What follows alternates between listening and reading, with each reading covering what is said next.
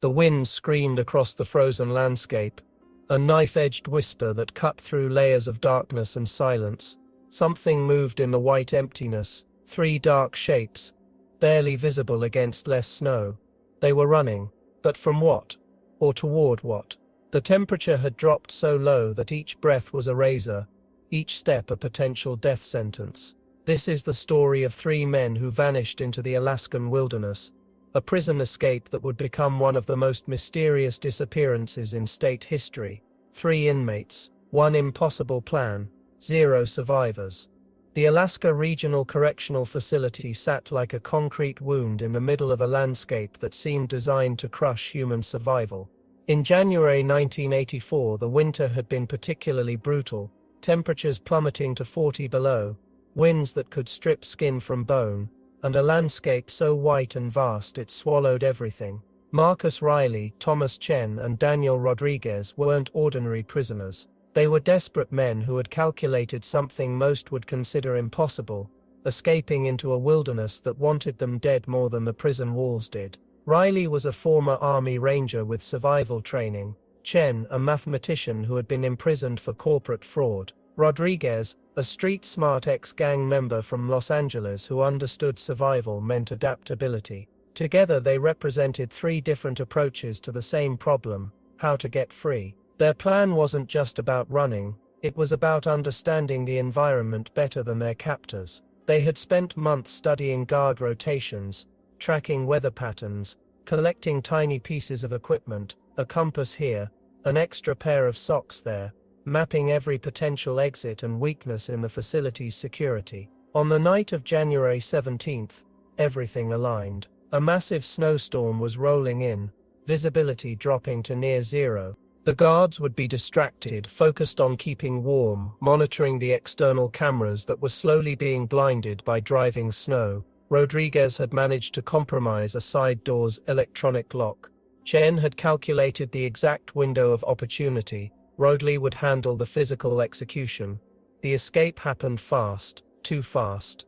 One moment they were inside, the next they were running across a landscape that looked more like a blank canvas than solid ground. Their breath formed clouds that instantly froze. Their clothing, though carefully prepared, was barely a defense against the punishing cold.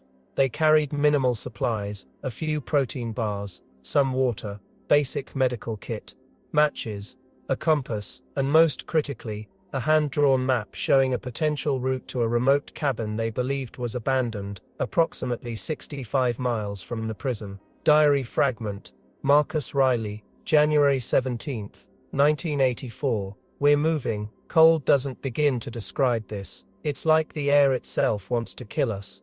But we're moving, one step, then another. The first 12 hours were critical.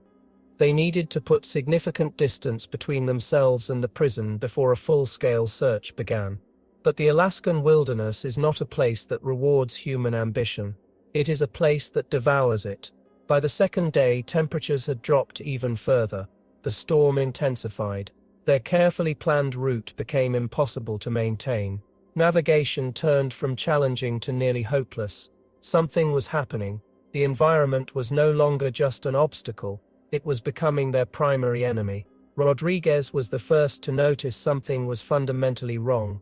His street instincts, honed through years of survival in LA's harshest neighborhoods, recognized a pattern that didn't make sense. The snow wasn't just falling, it was moving with an almost deliberate precision. Something's off, he muttered, his hand instinctively touching the makeshift compass Chen had modified. The needle was spinning erratically, refusing to settle on any cardinal direction. Riley checked their map, then looked up at the landscape. The terrain was shifting subtly, impossibly. Landmarks they had meticulously noted during their months of preparation were changing. A rock formation they'd used as a key navigation point seemed to have moved several hundred yards from where it should have been. Chen's mathematical mind was racing. Statistically impossible, he whispered, running calculations in his head. The probability of their current navigational errors exceeded any reasonable margin. This wasn't just disorientation. This was something else. By the third day, survival became secondary to understanding what was happening around them. The cold was no longer just a temperature. It felt alive, intelligent. Each gust of wind carried something more than just ice crystals. There was a quality to the movement that suggested intention. Rodriguez caught himself thinking about old stories his grandmother used to tell, stories of spirits that inhabited harsh landscapes, of native legends about lands that were more than just geography. Riley's military training demanded rational explanations, but nothing about their current situation was rational. Their GPS device, a prototype they'd managed to smuggle out, was useless. The screen flickered with impossible coordinates, locations that didn't exist on any map. Their supplies were dwindling. The protein bars were frozen solid, requiring precious energy to thaw and consume. Water wasn't just cold, it was becoming difficult to melt, as if the molecular structure was resisting their efforts. Chen began documenting everything. His mathematician's mind saw patterns where others might see chaos. Temperature variations, wind direction changes, subtle geological shifts that seemed to defy conventional physics. "We're not just lost," Chen said on the fourth morning, his breath forming intricate frost patterns that seemed to shimmer with mathematical precision. "We're being directed." Rodriguez laughed, a harsh sound that cut through less white landscape. Directed? By what? No one answered, because they were all thinking the same impossible thought. What if the wilderness itself was guiding them? Riley's military training had prepared him for extreme environments. He'd survived training scenarios in the Hindu Kush, in Siberian test grounds, but this was different. This felt like the landscape was watching them, studying them. Their communication became minimal, each conserving energy, each watching the environment with increasing suspicion. The compass continued its erratic dance, sometimes pointing true north, sometimes spinning wildly, sometimes indicating directions that shouldn't exist. By the fifth day they realized they were no longer trying to escape the prison. They were trying to escape something far more complex. Something that seemed to be transforming the very fabric of their reality with each passing hour. The snow wasn't just falling, it was communicating, and they were beginning to understand that their escape was merely the first step in a journey they could never have anticipated. Chen's notebook was filling with complex diagrams, crystalline structures that seemed to pulse with an internal logic beyond standard mathematical models. He noticed the snowflakes weren't random. They formed intricate geometric patterns that shifted and reorganized with each gust of wind, almost like a living communication system. Riley noticed it first. Their footprints were disappearing too quickly.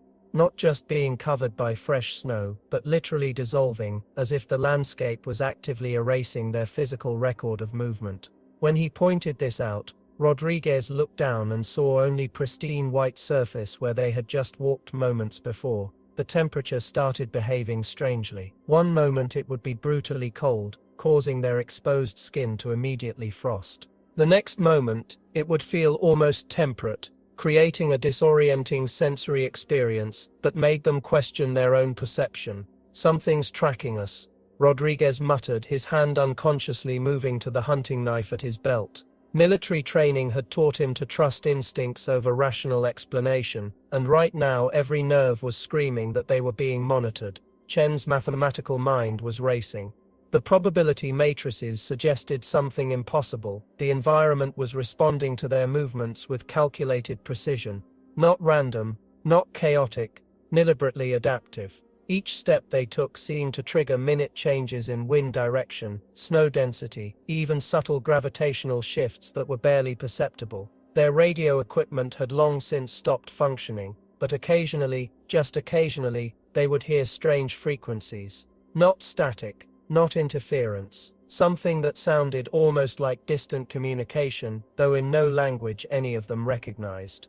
Rayleigh's military-issued thermal imaging device began showing anomalies, heat signatures that didn't match any known biological or geological signatures, shapes that seemed to form and dissolve within the landscape itself, translucent forms that flickered between visibility and invisibility, never quite resolving into a derivative shape. By the sixth day, their understanding of reality had fundamentally shifted. They were no longer simply survivors. They were participants in something far more complex, a dialogue with an environment that was sentient, purposeful, and utterly alien. The protein bars were now completely irrelevant. None of them felt hunger in the traditional sense. Their bodies seemed to be drawing energy from something else, the environment itself, perhaps. Rodriguez noticed his muscles didn't feel fatigued despite days of extreme physical challenge. Chen's mental acuity seemed heightened, processing information at a rate that would have been impossible under normal circumstances.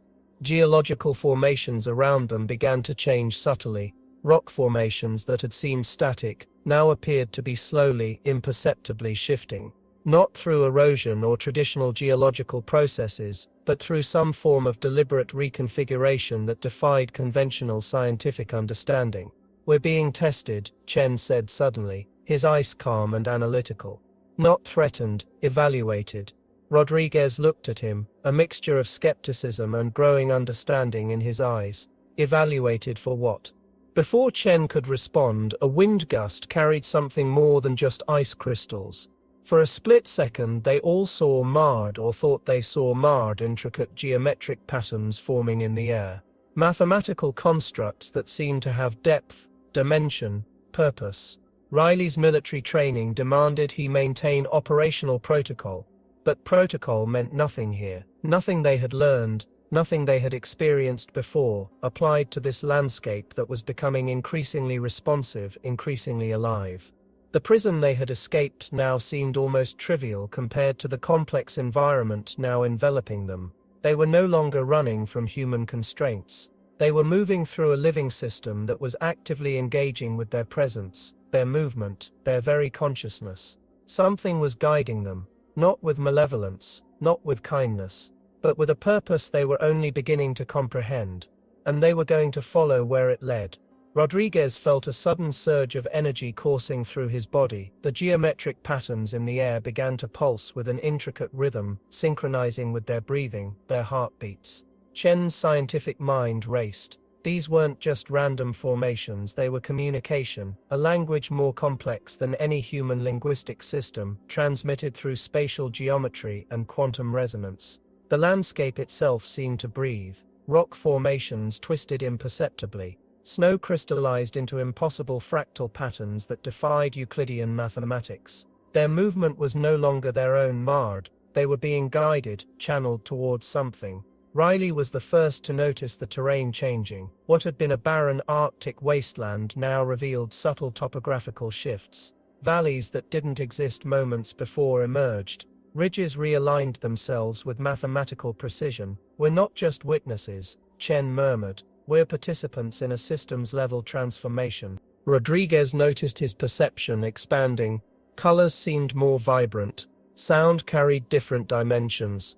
The very molecular structure around them felt malleable, responsive to conscious intention. A low hum began. Not from any mechanical source, but from the environment itself. A frequency that resonated through bone, through thought, through the quantum fabric of reality. The geometric patterns intensified. They were no longer just in the air, they were forming pathways, suggesting trajectories, guiding them toward something both terrifying and magnificent. Their bodies had transformed, no longer bound by traditional human limitations. They moved with a fluidity that merged biological movement with environmental consciousness. Each step was a negotiation, each breath a communication. The horizon began to shimmer, not with heat or mirage, but with something more fundamental. A membrane between known reality and something profoundly different was becoming permeable. Chen understood first. "We're being prepared," he said. "Not just transported, transformed." The wind carried whispers of information, of complex data streams that bypassed auditory perception and entered directly into cognitive understanding. Millennia of accumulated knowledge compressed into millisecond transmissions. Their original mission of safe survival now seemed impossibly primitive. They were participating in something far greater, a systemic recalibration of consciousness itself. The landscape continued shifting. Rock became fluid, snow became information. The boundary between environment and observer dissolved completely. Rodriguez looked at his companions. They were no longer three distinct individuals, but nodes in a living, breathing network of consciousness. And then suddenly everything aligned. A geometric pattern emerged. Simultaneously a map, a message and a gateway. They understood without understanding, knew without knowing. They stepped forward, not into a new location, but into a new state of being. The Arctic landscape folded around them, a complex origami of quantum potential, and they were gone,